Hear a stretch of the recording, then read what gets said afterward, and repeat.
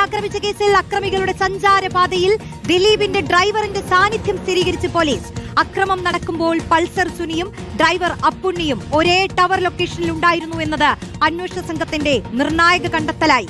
ദിലീപിന് ആക്രമിക്കപ്പെട്ട നടിയോട് വൈരാഗ്യമുണ്ടായിരുന്നു എന്ന മഞ്ജു വാര്യരുടെ മൊഴിയും കേസ് അന്വേഷണത്തിൽ വഴിത്തിരിവായി. ദിലീപും കേസിലെ ഒന്നാം പ്രതി പൾസർ സുനിയും തമ്മിലുള്ള ബന്ധം വ്യക്തമാക്കുന്ന ബാലചന്ദ്രകുമാറിന്റെ മൊഴിയും കേസിൽ നിർണായകമാണ്.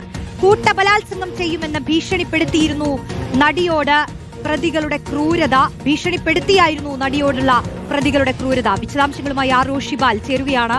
റോഷിബാൽ, യഥാർത്ഥത്തിൽ മണിക്കൂറുകളാണ് ഇനി നമ്മൾ കാത്തിരിക്കുന്നത്. നിർണായകമായ, കേരളം അത്രത്തോളം ചർച്ച ചെയ്യപ്പെട്ടിട്ടുള്ള ഒരു കേസിന്റെ വിധി പ്രതീക്ഷിക്കുകയാണ് നമ്മൾ. ആ വിധി വരുമ്പോൾ എന്തൊക്കെ ഇക്കാലത്തിനിടയ്ക്ക് ആ വിധിയിലേക്ക് എത്താൻ നിർണായകമായി എന്നുള്ളത് പ്രധാനപ്പെട്ട ചോദ്യമാണ്. നിലവിൽ എന്തൊക്കെ വിശദാംശങ്ങൾ നമുക്ക് ഈ